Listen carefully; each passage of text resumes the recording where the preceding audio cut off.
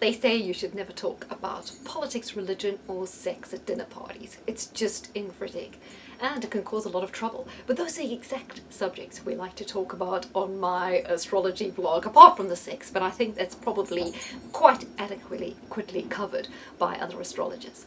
Now, when I was doing my yearly predictions for 2018, 2019 and 2020, you'll know if you watched those that I talked at length about the relevance of the Saturn-Pluto cycle, the Saturn-Pluto conjunction, and I've been taking a lot of interest since then in these planetary cycles and what they mean for the development of humanity on an anthropological level, social level, in terms of religion and also politics.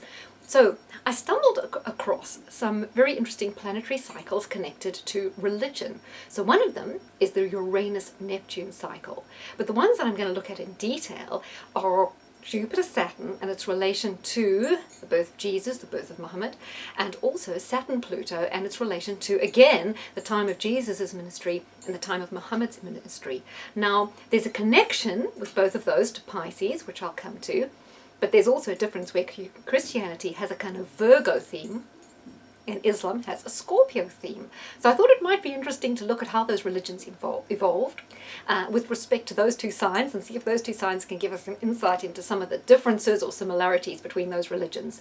Now, when you talk about religion, it gets a little bit complicated because there's the message of the man, and then there are things that happen afterwards, like things that happened with the Crusades and the Inquisitions and that, which do not reflect a real Christianity or the message of Jesus, which is just really political, isn't it? So we don't want to get confused with that. We want to go back to the roots of religion and the message. And I hope you'll stick with us because I found this fascinating to go, but I've pondered it for many, many months, wondering how to approach it and letting it all kind of filter through into my head. And I think it'll prove you'll find things that are quite interesting anyway, and probably quite surprising. So first of all, let's look at Neptune-Uranus. Now these pair, as you know, I've talked about them a lot in terms of the European Union chart because it happened in 1993.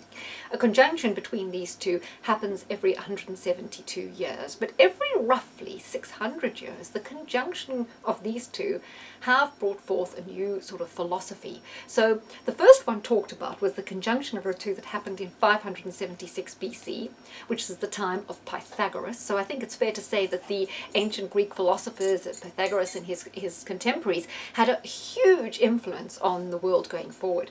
It was also 576 at the time of the Neptune-Uranus conjunction, was a time of the birth of Buddha and also Jainism, which is another religion, very ancient religion, stemming from the Indian area, which we don't often hear from. So roll on to AD 25, the time of Jesus Christ's ministry, and there is another Saturn-Uranus conjunction. Then we roll on another 600 years to AD 625, just after the death of Muhammad, and again a Neptune-Uranus conjunction.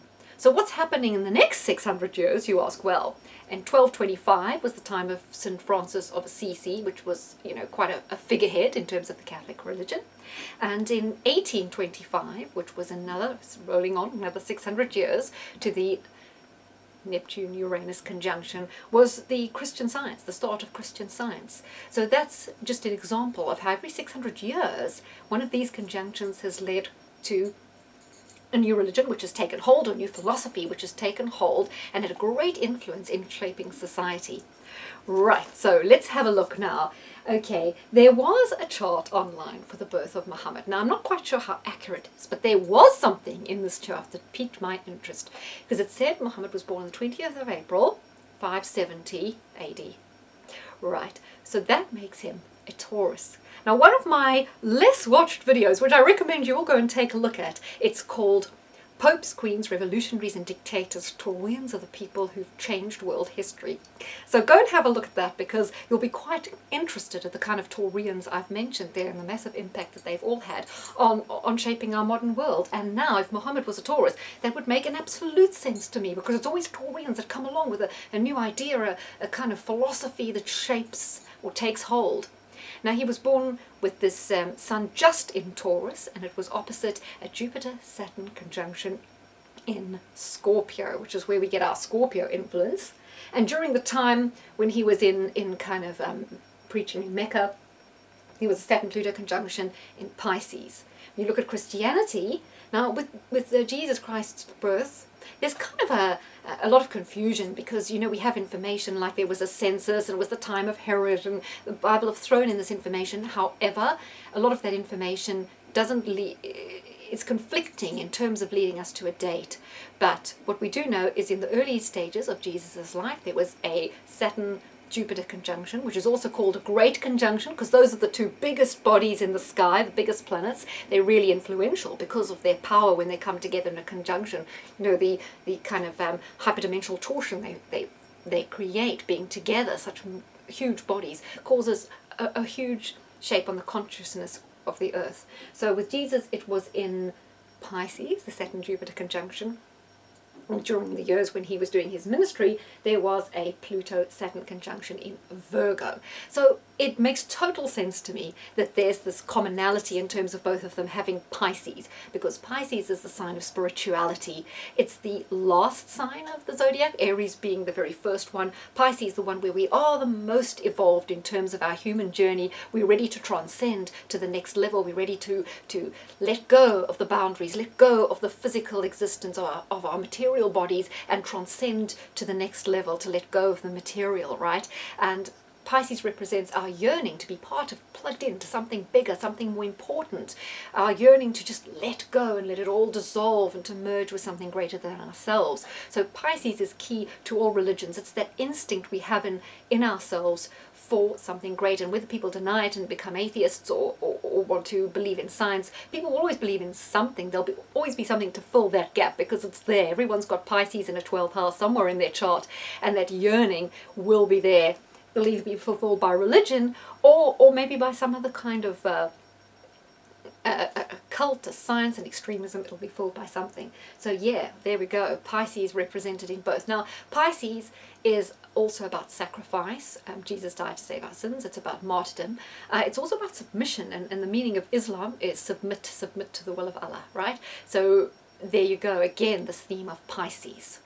So then what we're going to look at next is a little bit about the beginnings of both these religions, which I think could prove quite interesting. So what's the biggest thing about Christmas, right? What's the thing we always know about the Christmas story? It's the Star of Bethlehem.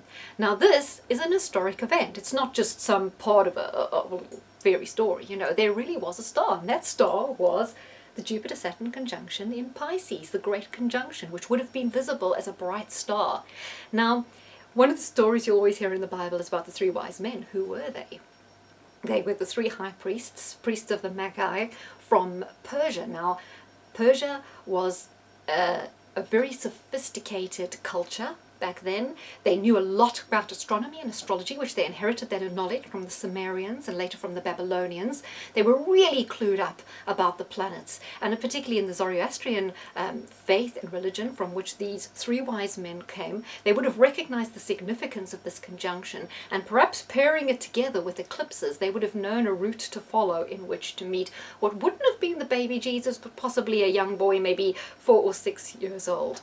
So a lot of you might not have heard of Zoroastrianism because it's a very rare religion now. At the time it was very prevalent in Persia, but all you Queen fans probably will have heard of it because Freddie Mercury hailed from that tradition. So yeah, so it's a pretty important one if Freddie Mercury's connected to it, right? So the three wise men followed the stars. So there we go. They knew about astrology and they knew something significant was about to take place, and they found their way to the baby Jesus. So what did they bring?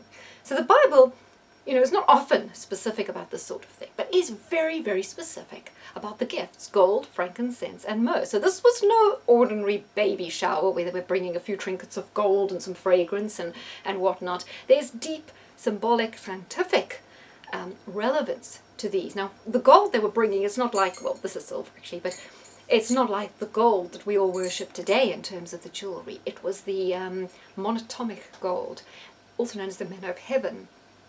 white powder gold, which has deep alchemical significance, and also when ingested in the body it acts as a superconductor. It enables better communication between the right and left hemispheres of the brain, enabling you to use greater powers of your brain, because as you know we only use about 9 to 15%. It helps you to use more. It enhances the intuition. It also increases your vibrational frequency, bringing you closer to the next level, the kind of spiritual level. It also kind of hardwires your DNA. Your DNA is shaped like an antenna, and it can hardwire the DNA to kind of receive signals from maybe other dimensions, other beings, whatever. So there's deep significance between this gold and the power it had and the way it's mentioned. Gold comes up again and again in the Bible. The ancients, every ancient civilization worshipped gold, not just because it's pretty, because there is a greater significance, particularly to the monatomic version of the gold. In terms of the frankincense, it also opens up the third eye, or it has an effect on the pituitary gland, so enhancing your intuition, perhaps ability to heal. And yes, gold has healing powers as well, I should mention. And the myrrh was always left in the tombs of the Egyptians because it has a significance to life after death. So again, just before I move off the gold, we often hear about Jesus who rose from the dead and he ascended up. You know, it always sounds like he went up as opposed to going down to hell. And what they're trying to depict there symbolically is that the more positivity we have, the more we evolve on a spiritual level, our vibrational frequency increases, so we're almost getting higher to the next level, the more enlightened level, when you have like wrecked with base emotions and anger, greed, all those sort of negative 7 deadly sins, you're going more downwards towards, not towards hell, but towards being trapped in this material existence. So that's kind of the esoteric thing there. So I just thought I'd clear that up in terms of what that Jupiter-Saturn conjunction meant in terms of Jesus's birth. So let's go over and see the differences towards the beginnings of Muhammad. Now, Muhammad lived in Mecca. He was born around 570. We think he's a Taurian. He receives the revelation in a cave of the Quran. After that, he begins preaching in Mecca. And that was for about a 10-year period in which he wasn't particularly successful. And he was eventually driven out of Mecca for political reasons or whatever. He was driven out and he went to Medina, which was a trading post. There were a lot of Jewish people there, so he had the influences of many of the other monotheistic religions of the time, Judaism and Christianity. And that was where Muhammad kind of changed tack, and that's where he became a lot more politically minded and strategic in the way of promoting the religion, and this is where he became incredibly successful. And after converting over only sort of 150 people in the 10 years at Mecca, we know that after Medina it just went pow, and it just spread. And that is the kind of scorpionic thing of Islam. It just took hold. There was such a power, it was intoxicating, there was a passion, and it spread right from what was now be to Morocco, right through to Tibet, right through. I mean, all those areas, it's maintained its influence up until today. And what's very interesting is this is a picture right here of the eclipse just before Muhammad's birth. And that red line is the path of the eclipse as it casts its shadow. It's a solar eclipse as it casts its shadow over the earth. So you can see how it tracks. And it tracks right through Medina, which was one of the significant areas because that was where Muhammad began his success. And as you can see, that line, it tracks through all the areas where it's still from Nepal, Bangladesh, it's going through Pakistan, Iran, Saudi Arabia, of course, whole of North Africa. All of that area where that eclipse tracked through is where Islam is still taken hold, still so powerful, so influential today. So again, that is just one of those little mysteries of astrology, that there's always something there if you know where to look. Possibly just looking at that at the time, it might not have made very much sense at all, but it certainly does make sense now when you look back at it. It's really interesting. So what are we going to, where were we with Muhammad? So after Muhammad dies, that's when Islam really takes off. And yet, unlike with Jesus, he had all the contemporaries, the disciples like Peter and John and Matthew, who wrote contemporaneous accounts of what was going on. There were no contemporaneous accounts written when Muhammad was alive. In fact, it was only after 200 years that his biography was actually written. So there was a lot of confusion about the exact details at the time. However, and do you know that the words Muslim and Islam and Mecca are not even mentioned at all until the end of the 7th century, when during the reign of Abdul Malik, who was a sort of emperor in the Arab emperor, and it was during his reign that he kind of coined the phrase Muslim and Islam, and it was right then that Muhammad began to appear on the coinage. And so it was then that the kind of ideas around Islam coalesced, and it became more of a solid, defined thing.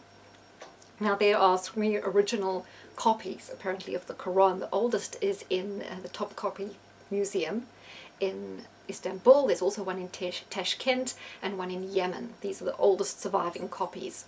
Now Mecca is only mentioned, is not actually mentioned at all in the Quran, and there's quite a lot of dispute of where Mecca originally was, because the description seems somewhere a little bit more like in a place like maybe in Syria and Lebanon, where there were olive groves and things like that. And all the original mosques that were built in the sort of 100 years after Muhammad's death faced a place called Petra, which is more towards what is today Syria, rather than Mecca. And it seems after 100 years it was decided to put Mecca in Saudi Arabia, because it was such a stronghold of Arab territory. It wasn't kind of tainted with any other of the religious influences, whereas this place Petra would have been, so it became the ideal place. So it was during Muhammad's time in Medina that the concept of jihad, which is the struggle against oppression, and also, and it doesn't necessarily mean violence, it's jihad of the word, of writing, of colonialism, like spreading, because both religions are proselytizing, they both are eager to spread their influence, and also yes, a warrior as well, because Muhammad was a warrior. So that's kind of scorpionic, isn't it? That he was a warrior, the struggle, this whole sort of theme of struggling against the oppressor, against fighting against something, is very much Scorpio. So let's go back over to Jesus. Virgo. Well, it's obvious, isn't it? Virgo, the virgin birth, and Virgo is the sign of the virgin. Virgo is the sign of the carpenter. Jesus was a carpenter. I think his father was a carpenter as well. Virgo is the sign of healing. Jesus was known for doing his acts of healing. It's also the sign of the teacher, which is basically what Jesus did, was go around and purvey his teachings and that. Now, apparently St. Peter was always encouraging Jesus to become more political. He said, look, this is the way to go. And Jesus said, no, look, you just don't understand me. That's not the way we're going about it. So yes, Virgo is all about teaching. It's all about spreading the word. It's about communication rather than politics. Whereas Islam, very much like Scorpio, is more political. Now, Scorpio is the phoenix that rises from the ashes of its own destruction. There's this ability to metamorphosize, to keep up with trends, to keep reinventing itself. And that's what Islam does really well, because it knows how to use whatever the current political situation is in a country to maintain its relevance. And I think that's quite like Scorpio. It's this constant knowing how to latch on to keep itself relevant in the current political context, whereas I'm not quite sure if Christianity has done it quite as well. Okay, what do we know about Scorpio? Okay, Scorpio, it's very set. It knows what it is and it knows what it stands for, and I think that's where Islam has its strength, because it is very solid to its roots.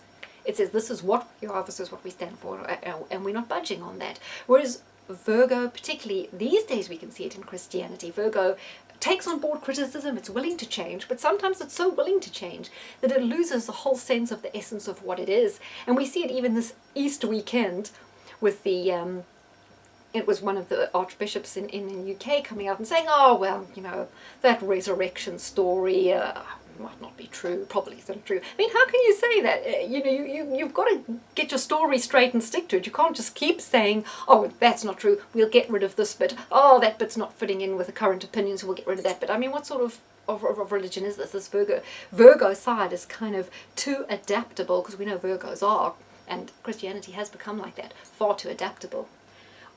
What else can we say about Scorpio? Scorpio are massively loyal. It's a sign that really looks after its own. And I think we see that in Islam. People are loyal to their religion, they're serious about it, and they're also loyal to each other. You have the community, the sense of community, the group, the sense of having a greater power within that community, and that the community members kind of look after each other. Whereas Virgos are far more individualistic. Virgo's a bit of a loner, and Christianity is more about individualism, where Islam is far more about the fate of the group as a whole, the group holding together as a whole, the group having almost an identity as a whole.